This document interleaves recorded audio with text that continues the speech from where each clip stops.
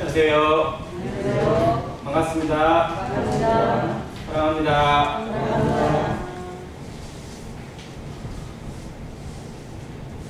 대한민국이 좁은 땅인 줄 알았는데 되게 넓은 것 같습니다.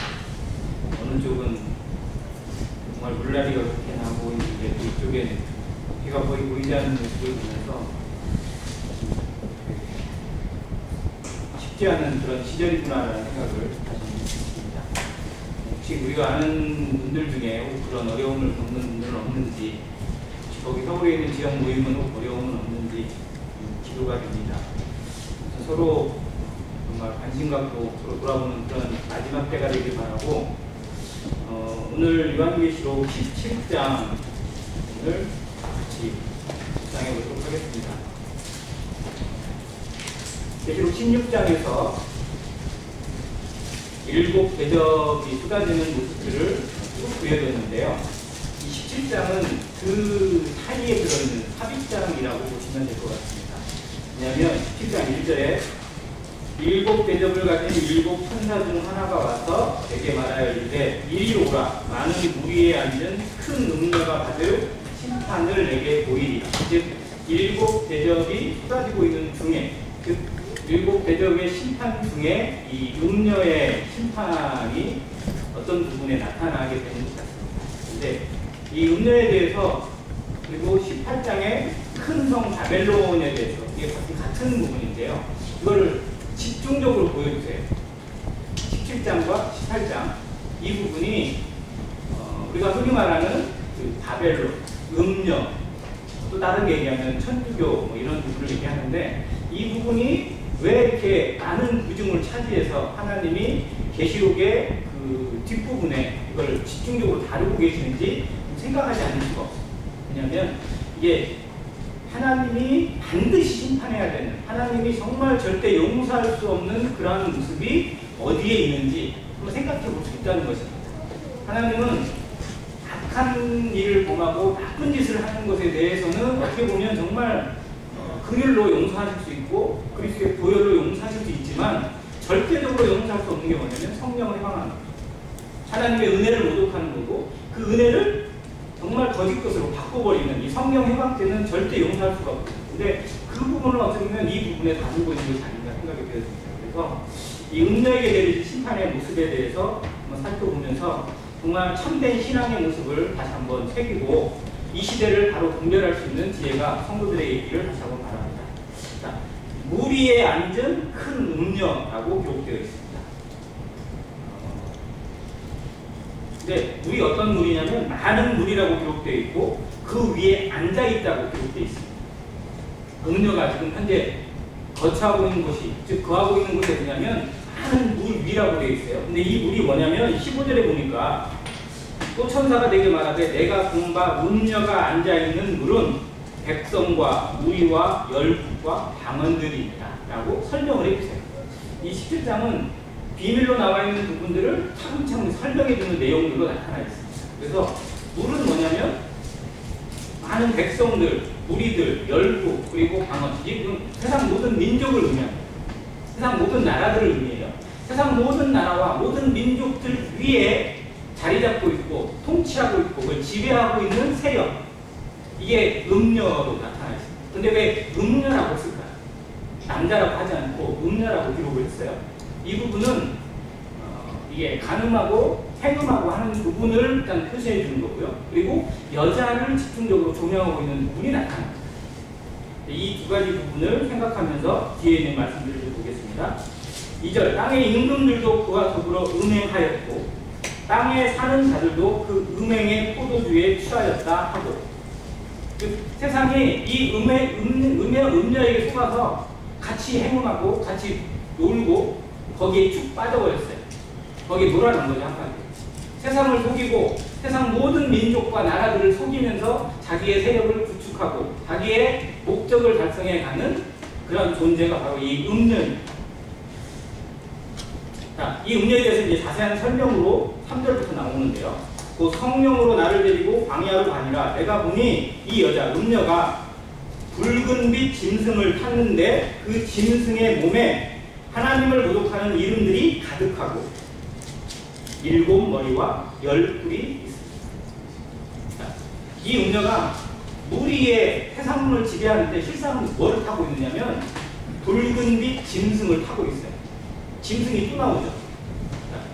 계시록 12장에도 짐승이 나와 있고요. 13장에도 이 짐승들이 계속해서 나옵니다. 그리고 이 짐승들의 특징이 뭐냐? 7머리와 10뿔을 가지고 있어요. 여기에 또 7머리와 10뿔이 또 나옵니다.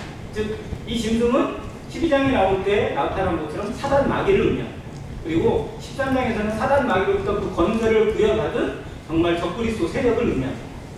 즉, 이 음녀는 사단의 세력을 그대로 등에 업고 거기에 올라타서 세상을 마음대로 조정하는 그러한 일을 행하고 있습니다. 즉, 음녀가 적그리스도를 이용하는 것인지 아니면 적그리스도가 음녀를 이용하는 것인지는 뒤에 나오지만 서로 짝짝꿍이 되어가지고 세상을 정말 자기의 손아귀에 집어넣고 마음대로 주물주물하고 있는 모습이 이 음녀와 그 음녀를 태운 짐승입니다.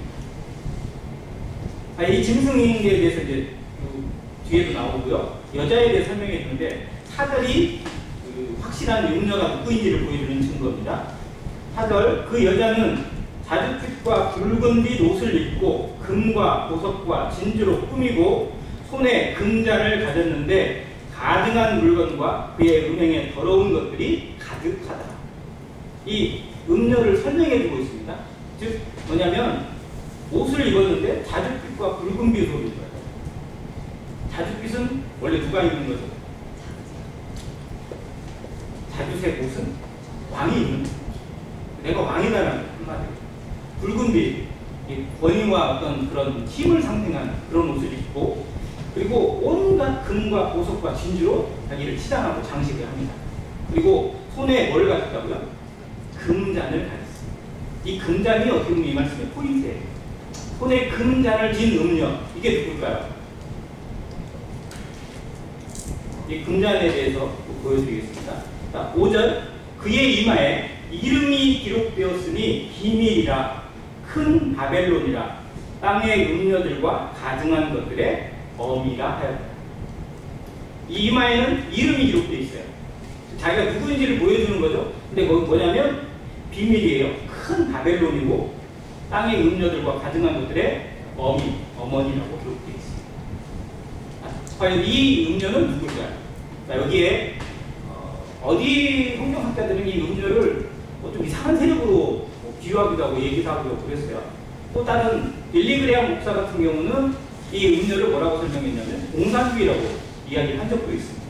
그런데 대부분의 성경학자들, 또 저 역시도 마찬가지고요. 이 음녀는 바벨론, 즉 천주교, 교황 세력을 의미합니다. 교황은 왜 교황인지, 왜 교황 세력, 이 로마 교회가 왜 음녀인지를 보여주는 증거들이 몇 가지가 있는데요. 첫 번째, 이 금잔입니다. 네, 사진을 뽑았는데요. 좀 크게 해서 나중에 저희가 붙여놓을 테니까 한번 봐주세요. 잔이 어떠세요? 화려하고 빛이 나죠. 자, 이게 금잔 정도가 아니라 다이아몬드 잔입니다. 이 잔이 1854년에 교황 비오 9세가 제작을 명해가지고 만들어서 처음으로 사용한 잔이에요. 교황이 사용한 잔이에요. 자, 교황은 미사를 볼 때마다 손에 잔을 들어요. 교황 사진을 자세히 보세요. 찾아보시면 압니다. 교황이 손에 금잔을 들고 미사를 봐요. 그 잔을 들었어요. 이거 새로 만들었어요. 다이아몬드 500개를 박아서. 이게 정말 화려한 잔을 만들었는데, 자, 이 잔을 들고 미사를 보는 이유가 뭐냐면 자기 말에 권위를 심어주는 거예요. 그러니까 이 성경 말씀이 그대로 응하고 있습니다. 자, 교황 비오 9세가 이 잔을 처음으로 사용하면서 했던 미사가 뭐였냐? 바로 마리아 무염 시태입니다. 마리아는 단 한 번도 죄를 진 적이 없는 여자다 라는 선언을 교황이 했어요. 그걸 하기 위해서 이 잔을 만들었어요. 그리고 이걸 선언했어요. 이 잔이 너무 예쁘다 보니까 뒤에 있는 교황들도 다른 잔들도 있는데 이 잔을 주로 사용을 했어요. 교황 중에서 우리에게 익숙한 교황, 우리가 많이 봤던 교황이 있고 교황 재임 시기가 있는데, 교황은 죽을 때까지 하잖아요. 그래서 어떤 사람은 진짜 오랫동안 하고 어떤 사람은 몇 달만 다 끝나기도 하거든요. 교황 중에 제일 오랫동안 재임한 교황이 우리가 잘 아는 교황 요한 바오로 2세입니다. 우리나라에 온 사람이고요. 김수환 추기경을 아마 그 교황 요한 바오로 아마 임명했던 걸로 좀 기억을 해요. 근데 그 요한 바오로 이 잔을 사랑해가지고 이 잔을 주로 들고 미사를 갔어요. 그 사진도 있습니다. 자, 금잔을 들고 자기를 과시하고 나타나요. 그러니까 교황이 입는 옷, 지금은 교황이 옷을 좀 수수하게 입는 것처럼 보여요. 흰 옷만 입고 또 머리에 쓰는 거 혹시 아세요? 교황이 지금은 이렇게 살짝 이렇게 머리를 덮는 것처럼 두건 같은 이런 걸 쓰고 그러더라고요. 근데 교황이 한때는 어떤 관을 썼냐면 삼중관을 썼어요. 관이요 1단도 아니고 3단으로 만들어져 있는 진짜 금은 요석으로 가득 차 있는 관을 썼어요. 그리고 대표적인 교황의 관이 이렇게 머리 높이 되어 있는 관이거든요. 그 관에 둘레에 글씨가 써 있어요. 라틴어로. 뭐라고 써있느냐? 하나님의 대리자라고 써 있습니다. 참남한 이름들이 교황 주변에 가득해요. 자, 또 한 가지 교황에 대한 증거가 있는데요. 자, 이건 봉절입니다. 모든 교황들은 자기의 재임을 기념하기 위해서 기념 주화를 만들어요. 근데 주화는 앞면과 뒷면이 있습니다. 앞면에는 필히 자기 사진을 넣어요. 자기 얼굴을 넣어요. 자기 얼굴을 새기게 해요. 자, 여기 있는 이 교황이 1825년도에 레오 12세입니다. 잘 못생겼죠? 자세히 이야기 봐보세요. 정말 못생겼어요. 자, 레오 12세인데 뒷면이 중요해요. 이 뒷면을 제가 역대 교황들의 주화들을 한번 살펴봤어요. 뭐 다른 교황들도 주화를 만들었으니까 그 주화의 내용 그림이 비슷해요. 정말 누가 나오냐? 여자가 나와요. 여기 여자 혹시 보이세요? 아, 그래? 잘 안 보이시죠? 나중에 봐보세요. 여자가 나오고요. 여자가 여기 잔을 하나 들고 있어요. 그리고 뒤에 십자가를 들고 있어요. 근데 여기에 있는 모습이 이 여자 때문에 음녀라고 이야기합니다. 자, 여기에 주변에 이렇게 쭉 돌려서 글씨가 써 있거든요. 여기에는 자기를 써놨어요. 자기 이름을 써놓고 여기 보면 PM이라는 단어가 있습니다. 예, 콘세넥스 막시무스인가요? 막시무스 들어보셨어요? 막시무스. 영화 글래디에이터의 검투사 이름이 막시무스로 나오거든요. 근데 막시무스는 검투사가 아니고요. 실제 로마 황제 이름에 제일 많이 나오는 이름이 막시무스예요. 자, 막시무스라는 이름의 뜻이 뭐냐면 절대 권력자라는 뜻이에요. 그리고 폰타레스 자체가 뭐냐면 대제사장을 의미해요. 로마의 대제사장. 그래서 로마의 황제는 직접 자기가 제사를 지내면서 황제를 했어요. 제정을 자기가 다 가졌어요. 이게 로마 황제거든요. 그걸 누가 가져갔느냐? 교황이 가져갔어요. 자기 이름에다가 PM을 써놔요. 내가 로마 황제이고 제사장이라는 의미예요. 그리고 이 여자 그림 뒷면에 있는 이 주화에 뭐라고 써있느냐면 온 세계는 그녀의 좌석이다 라고 써있습니다. 이 여자는 온 세계에 지배한다라는 의미예요. 이 성경 말씀하고 똑같습니다. 온 많은 무리에 앉은 여자, 음녀를 얘기했잖아요. 그 글자를 주화에다 그냥 새겨놨다니까요. 아니 대놓고 내가 계시록 17장이 말하는 음녀다 하고 아예 대놓고 자랑을 해요. 이게 교황 세력이 지금까지 벌려놓은 일들이고 교황의 증거들입니다. 그러니까 로마 교회가 얼마나 많은 세력을 등에 업고 어떤 일을 해왔는지 역사가 증명하고 있고 보여주고 있습니다. 자, 그걸 계시록이 미리 보여줍니다. 계시록에 쓰여질 사도 요한이 이 성경을 쓸 기록자 당시가 AD 95년, 96년입니다. 이때는 교황이 아예 나타나지도 않고 없어요. 즉 장차 주어질 일을 예언으로 받아서 기록한 것이고 마지막 일을 기록한 거잖아요. 자, 교황의 세력이 본격적으로 등장하게 된 생겨 언제냐면 AD 540년입니다. 그러니 그레고리 1세라고 불려지는 대교황이라고 불리는 사람에 의해서부터 교황 시대가 실제로 열려요. 근데 교황 세력을 자기들이 정말 정통성을 가지기 위해서 교황이 하나님이 내시고 예수님이 지정한 분에 의해서 나타난 세력이다. 우리는 내가 만든 게 아니다. 예수님이 지정한 것이다. 라고 만들기 위해서 가짜로 역사를 바꿔가지고 베드로를 일대 교황으로 바꿔놨어요. 그래서 교황의 서문의 쭉 역대를 보면 일대 교황이 베드로예요. 천국 열쇠를 가진 사람. 그래서 베드로로부터 시작했기 때문에 우리는 정통성이 있다. 이게 로마 교황들이 주장하는 겁니다. 아무튼 이렇게 주장을 하면서 세상을 속이고 성도들을 속이고 진리를 왜곡해왔던 이들이 그 이름에 정말 비밀을 간직하고 있고 큰 바벨론이요 음녀들과 가증한 것들의 어미. 천주교가 가지고 있는 사상 중에 제일 위험한 것 중에 하나가 뭐냐면 마리아 숭배 사상입니다. 그런데 이건 마리아 숭배 사상은 천주교가 만든 게 아니에요. 그전부터 있던 것들을 그대로 문자서 집어넣기만 했을 뿐이에요. 그전부터 여자를 숭배하는 사상 자체는 계속 있어 왔고요. 그게 시작이 언제냐? 바벨론입니다.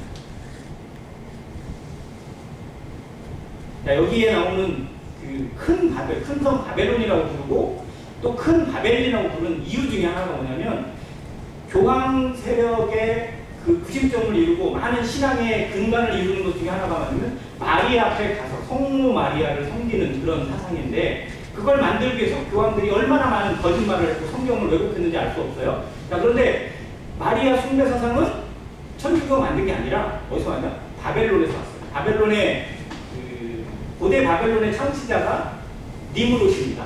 창세기 10장에 나오죠. 니무롯이 바벨론을 세워요. 그리고 그 바벨론 역사에 의하면 니무롯이 하나님의 심판에 의해서 즉 바벨탑이 무너지는 심판에 의해서 니무롯이 죽습니다. 그러면 그리고 나서 끊어지냐 없어졌느냐? 아니요. 하나님을 향해서 복수를 시작합니다. 그래서 이어지는 바벨론의 문화가 어떻게 되느냐? 니무롯의 아내 세미라미스가 사생아를 낳아요. 니무롯과 관계의 아들이 없는데 마치 니무롯이 환생한 아들인 것처럼 다른 남자와 아들을 낳고 그 이름을 담무스라고 합니다. 성경에 담무스라는 이름이 나와요. 담무스 숭배 사상이 고대 바벨론의 숭배 사상인데 그게 이스라엘까지 쭉 침투가 되어졌어요.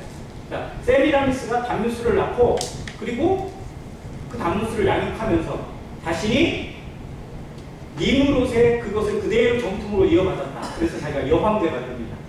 그리고 이 담무스는 니무롯이 재림하고 환생한 인물이기 때문에 자기랑 결혼해야 돼요. 그래서 결혼해요. 누구랑? 자기 아들이랑. 이게 정말 음란의 도를 지나쳐서요. 상상이 안 되는 것이 세미라미스 신화거든요. 자, 그리고 그것을 그대로 신상으로 만들어낸 게 뭐냐? 여자가 아이를 안고 있는 모습이에요. 한번 쳐보세요. 세미라미스 이름만 쳐도요. 이 사진이 그냥 뜹니다. 여자가 아이를 안고 있는 모습이에요. 그리고 그것이 모든 이방신의 문화에 다 들어갔어요. 그래서 바알과 아세라 신을 섬기는 모습도 이게 그대로 갔고요. 그리고 그 모습을 천주교에서 마리아가 아기 예수를 안고 있는 모습을 새겨서 섬기게 만들었습니다. 즉 천주교의 뿌리는 실상 바벨론으로 왔어요. 그래서 큰 성 바벨론이라고 부르는 것이 어떻게 보면 맞습니다. 자, 그런데 천주교는 이름을 뭐라고 했냐면 카톨릭이에요. 카톨릭이라는 이름 자체는 나쁜 이름이 아니에요. 진짜 정통성이 발음이고 교회라는 뜻이에요. 그게. 그런데 생각해보세요. 하나님을 섬기고 하나님을 잘 섬기기 위해서 세운 교부들, 이제 교황의 시작은 교부니까, 자, 그 교부들에 의해서 세력이 만들어지면서 황제보다 더한 권력을 가지게 되다 보니까 아주 이상한 논리가 그 안에 계속 침투되고 거짓 것들만 채워지게 되었죠. 자, 그러면서 6절에 내가 보면 이 여자가 피에 취하는데요. 성도들의 피와 예수 증인들의 피에 취했어요. 천주교가 얼마나 많은 성도들을 죽였는지 교회사 역사를 찾아보면 정말 끔찍하게 짝이 없습니다. 이름 그대로 마녀 사냥을 해요. 종교 재판을 합니다. 다 누구를 대상으로? 성도들을 대상으로. 왜요? 자기들은 진리가 없거든요. 교황은 가짜다, 교황은 잘못됐다 라고 말 한마디 하면 그대로 죽음입니다. 종교 재판을 받게 되고 화형에 처하게 되고 십자가를 매달게 하거나 짐승의 밤이 되게 하고, 심지어 그래서 도저히 이 교회 내 이 땅에 있을 수가 없기 때문에 모든 믿는 성도들이 골짜기로 산으로 뭐 들로 그냥 다 빠져나갔어요. 가장 대표적인 사람들이 왈도파입니다. 왈도파가 피터 왈도라는 사람이 주도적으로 해가지고 정말 믿는 사람들이 산에 모여서 그 거처를 만들고 자기들만의 그런 신앙을 하는데 거기에 스파이를 집어넣어서 소굴을 찾아내요. 그리고 모든 군대를 거기다 동원시켜가지고 다 잡아 죽여버렸어요. 어린아이까지 남기지 않고 다 죽였어요. 그 일을 진행한 게 바로 이 음령 카톨릭 그 일을 했어요. 자, 그런데 보세요. 6절에 내가 그 여자를 보고 놀랍게 여기고 크게 놀랍게 여기니. 누가 이렇게 놀란 거예요? 사도 요한이. 자, 사도 요한이 놀랄 수밖에 없는 게 뭐냐? 이 음녀의 원래 그 시작이 뭐예요? 카톨릭의 시작이 누구라고요? 교황이잖아. 교황은 믿는 사람이 안 믿는 사람이에요. 원래 시작이 교구라니까요. 사도 시대가 끝나고 속사 시대가 끝난 다음에 나타난 시대가 교구 시대입니다. 기독교의 역사가요.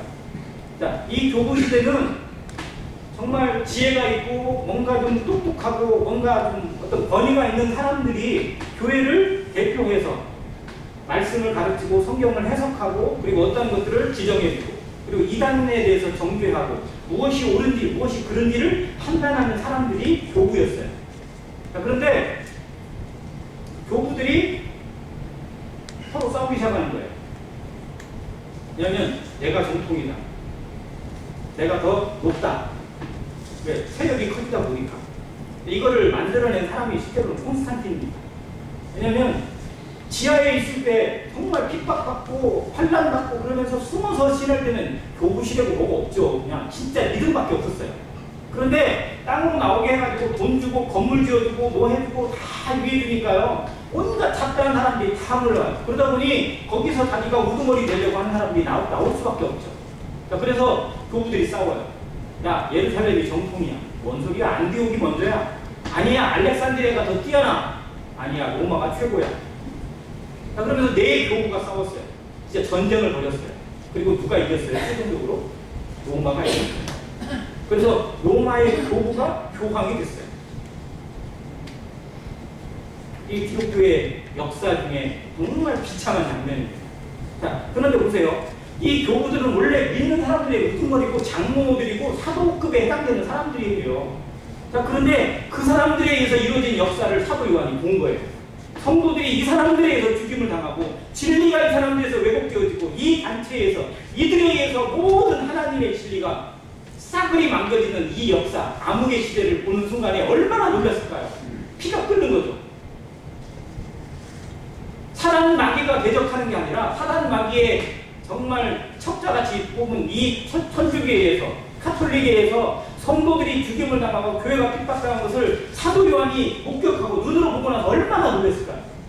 정말 그래서 이 성경에 내가 놀라고 크게 놀랐다고 기록을 해주고 있어요. 꿈도 못 꿀 일이죠. 사도 요한의 입장에서는. 설마 이런 일이 세상에 나중에 일어날 거라고 어떻게 생각을 했겠어요? 정말 믿는다고 하는 사람들이 믿는 사람을 죽이는데 제일 앞장서고, 자, 그걸 보고 천사가 얘기합니다. 왜 놀랍게 여기느냐? 이건 놀라운 일이 아니다. 그러면서 이 비밀을 풀어주겠다고 이야기합니다. 자, 8절. 내가 본 짐승은 전에 있었다가 지금은 없으나 장차 무적행으로부터 올라와 멸망으로 들어갈 자니. 아시겠죠? 이게 적그리스도입니다. 이게 적그리스도를 그대로 보여주는 거예요. 전에 있었어요. 숨겨져 있었죠. 근데 지금은 없어요. 나중에 나옵니다. 자, 이 일을 보여주고 있고, 자, 9절에 지혜 있는 뜻이 여기 있으니 이 일곱 머리. 자, 이 여자가 짐승을 샀는데 이 짐승을 대표하는 게 일곱 머리와 열 뿔이잖아요. 일곱 머리가 뭐냐? 여자가 앉은 일곱 산이요 라고 그랬습니다.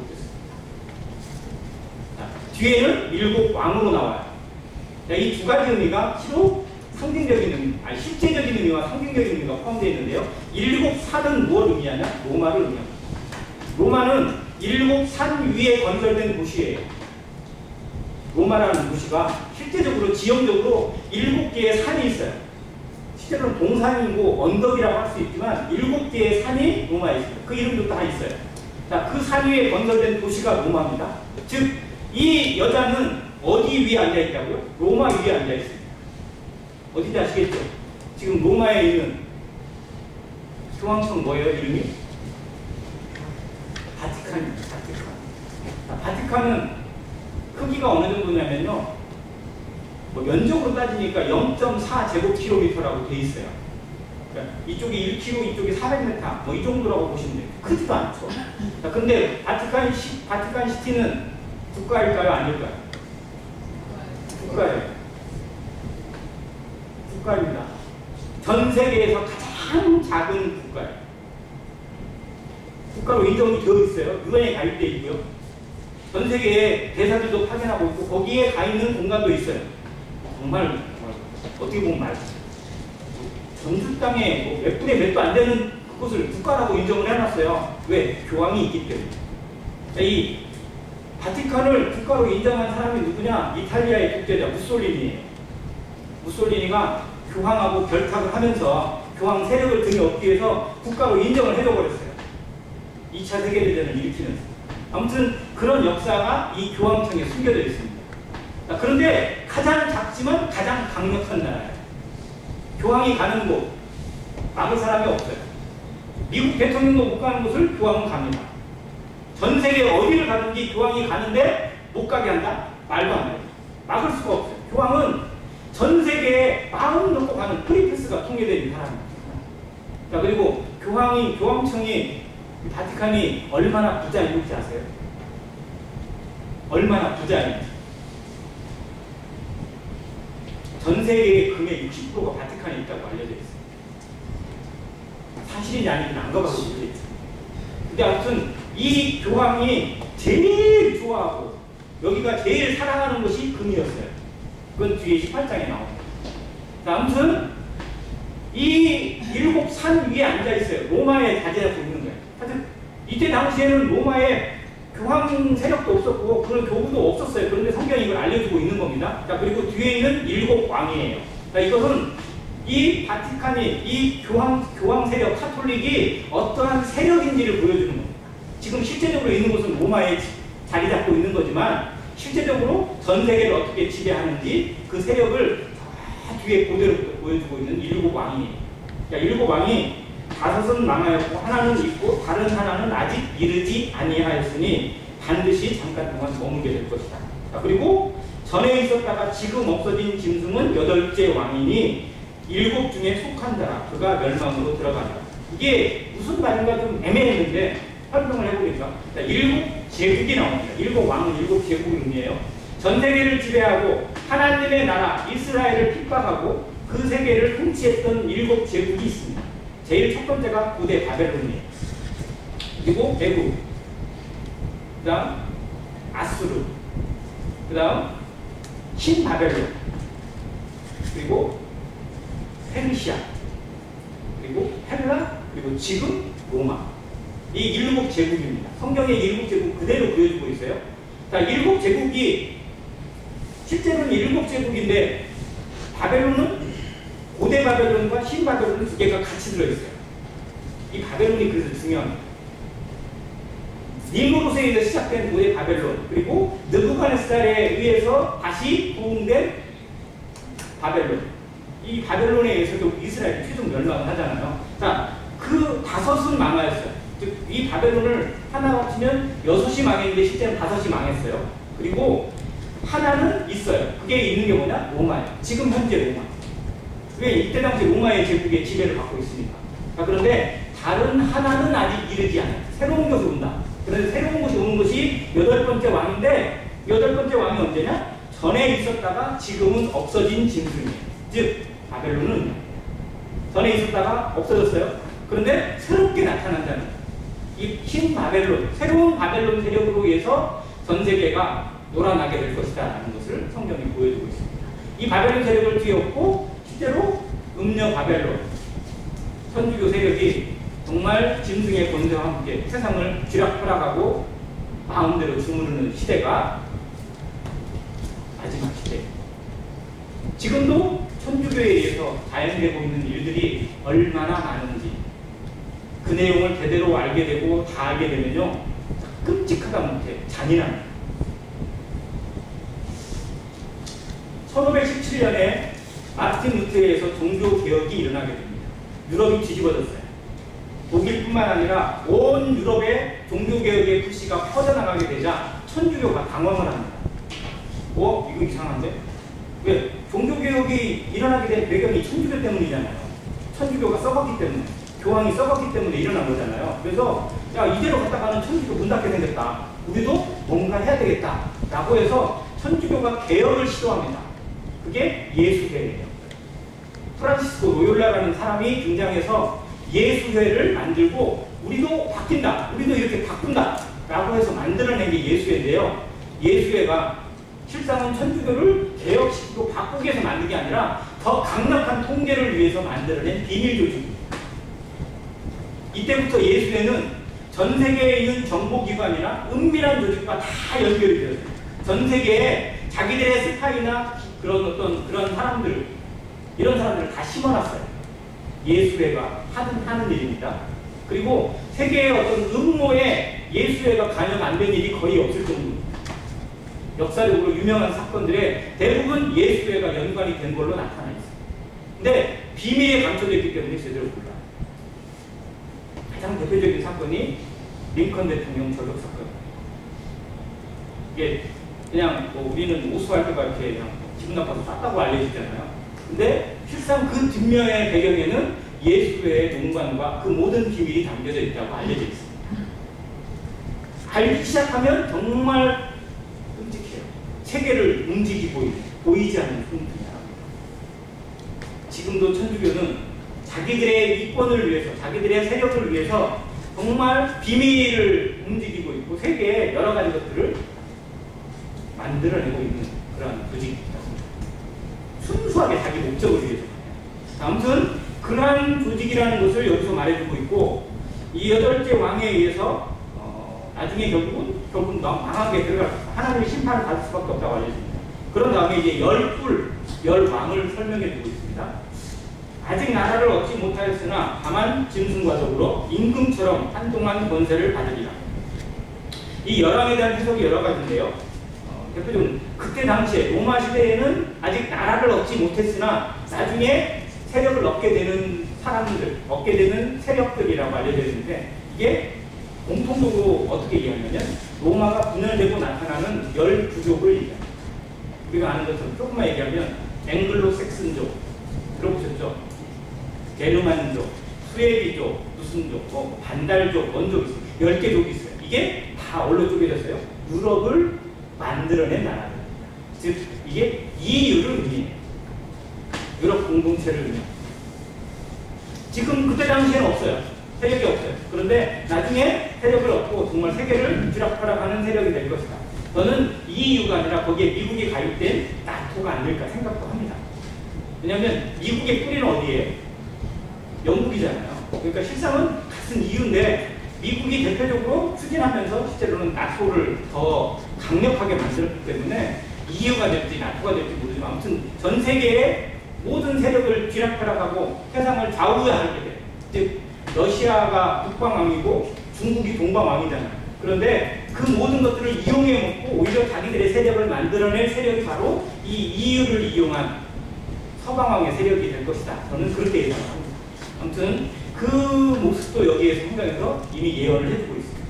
자, 그들이 한 뜻을 가지고 자기의 능력과 권세를 누구에게 주더라? 짐승에게 줍니다.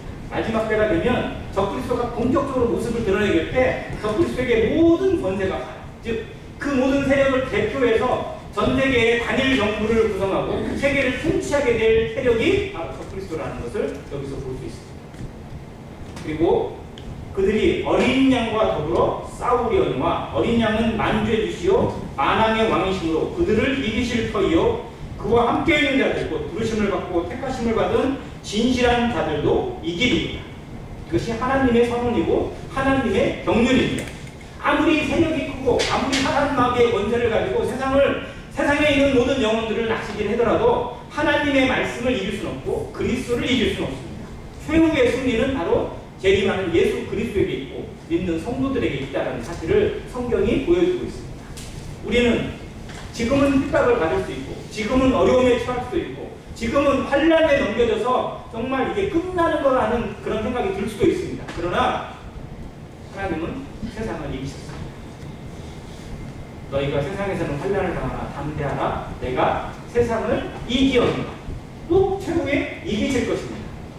이것이 이 어린 양과의 전쟁이 아마겟돈 전쟁을 의미하는 것인지 또 다른 어떤 전투를 의미하는 것인지 알 수 없지만 이 부분에 대한 것을 18장에 더 자세히 다루고 있습니다. 최후의 전쟁에 그리스도가 어떻게 승리하시는지. 자, 그리고 여기에 이제 그 15절에 아까 그 설명했잖아요.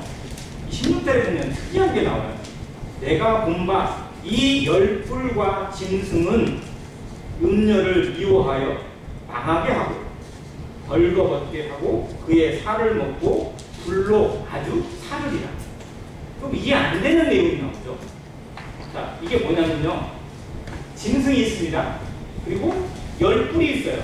열불은 실제로는 어떻게 보면 세력을 가지고 있는 그런 서방 왕이라고 할 수 있고, 그리고 바벨론 음녀가 있잖아요.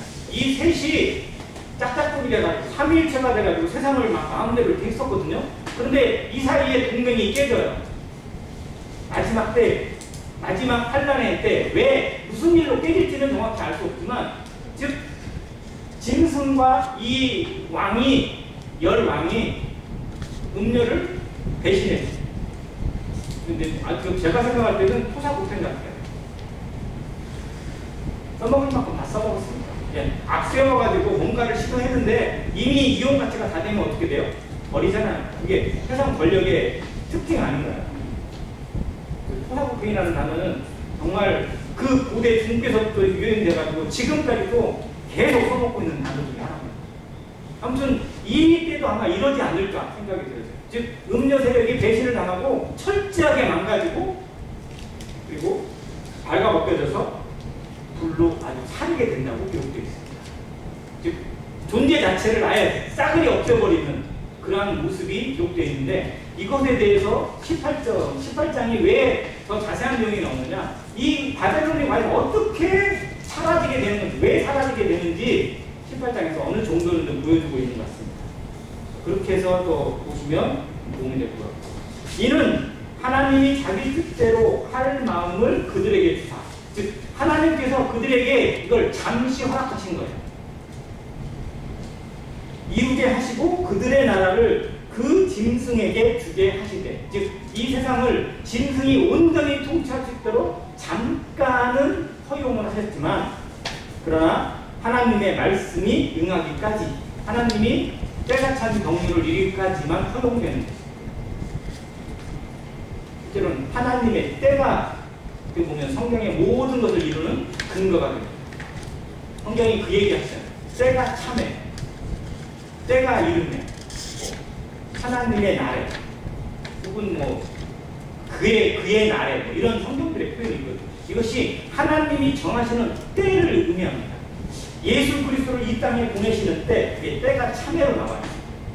즉 세상의 모든 것이 찼을 때 하나님이 아들을 보내셨습니다. 그리고 그 아들을 통해서 모든 인생이 구원받을 수 있는 영생의 길, 생명의 길, 그리고 십자가의 길을 열어주셨고, 이제 잠시 동안 사단 마귀가 세상의 지배자가 되고 세상의 통치자가 되어서 영혼들을 마음대로 할 수 있는 그런 때를 허용하시지만, 그 전에 이미 하나님을 신실히 섬기는 교회는 이미 비밀리에 옮기시는 휴거를 통해서 보호하실 뿐만 아니라 이 땅에서도 역시 성령의 역사는 사라졌지만 여전히 믿는 자들을 통해서 하나님이 살아계심을 증거해주고 있는 환란의 때를 허락했습니다.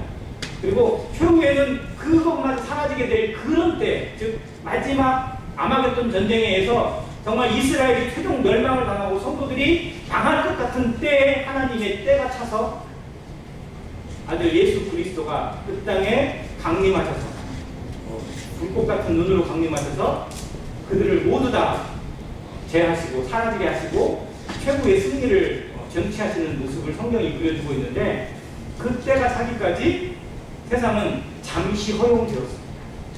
우리에게도 하나님이 정하신 경륜과 마지막 결과는 변하지 않습니다.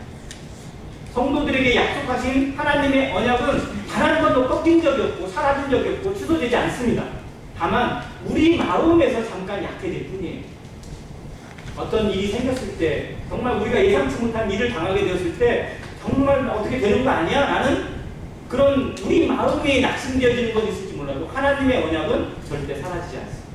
그래서 정말 말씀을 대하면서 그리고 언약의 말씀을 대하면서 우리가 더 강건해져야 담대하게 대할 게 뭐냐면 나를 구원하신 예수 그리스도 그리고 다시 오실 예수 그리스도 그 변함없는 사실을 바라보는 거예요. 그래서 그분을 기대하고 그분이 다시 오심과 함께 우리의 왕국이 건설되어지고 영원한 새하늘과 새 땅이 이루어지게 될 것이 너무 분명하다는 겁니다. 어려우면 어려울수록 그날이 가까이 왔음을 보면 됩니다. 지금이 정말 힘듭니다. 지금이 정말 어려운 때입니다. 세상적으로도 더 이상 어려울 수가 없을 것 같아요. 그러면 나에게 힘들고 괴로운 것이 힘든 게 아니라 하나님의 때가 그만큼 가까이 왔다. 내 눈앞에 왔다. 정말 너무 아파서 잘 안 보일 뿐이지 정말 눈앞에 와 있다는 사실을 우리가 확신하게 된다면 세상이 갖지 못하는 담대함을 성도들이 갖게 될 거라고 믿습니다. 아무튼 이 말씀을 통해서 세상은 하나님이 정하신 대로 가는 또 그런 모습이 갈수록 나타나고 있습니다. 그 와중에도 하나님은 변함없이 일하고 계시고 그리고 우리를 가장 안전하고 가장 좋은 길로 인도하시고 그리고 언약의 주님께서 이 땅을 통치하시게 될 날이 정말 우리 앞에 가까이 오고 있음을 늘 기억하면서 찬송 예배 찬송가 582장 주님 다시 오실 때까지 나는 이 길을 가리라 이런 믿음의 각오로 살아가는 모든 성도 되시기를 간절히 바랍니다. 감사합니다.